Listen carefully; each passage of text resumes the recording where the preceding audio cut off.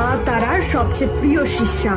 আমি যদি তোকে মায়ের হাতে তুলে দিতে পারি, তোর রক্তে মাকে স্নান করাতে পারি, তাহলে মা খুশি হবে, আমাকে বর দেবে। কুমারী ছটফট করতে থাকে, কিন্তু তান্ত্রিক তাকে শক্ত করে ধরে।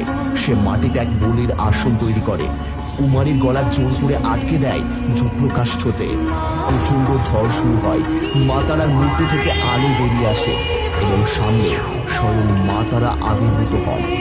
পাপী, তুই আমার নামে আমারই সন্তানের রক্ত চাইলি। তোর এই অধর্মের জন্য আমি তোকে অভিশাপ দিচ্ছি।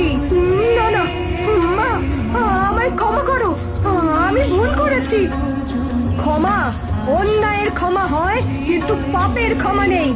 পাপের শেষ একটাই, শাস্তি। পরে প্রবল আগুনের স্ফুলিঙ্গ তান্ত্রিকের শরীরে আছড়ে পড়ে এবং সে চিৎকার করতে করতে মন্দিরের বাইরে ছিটকে পড়ে।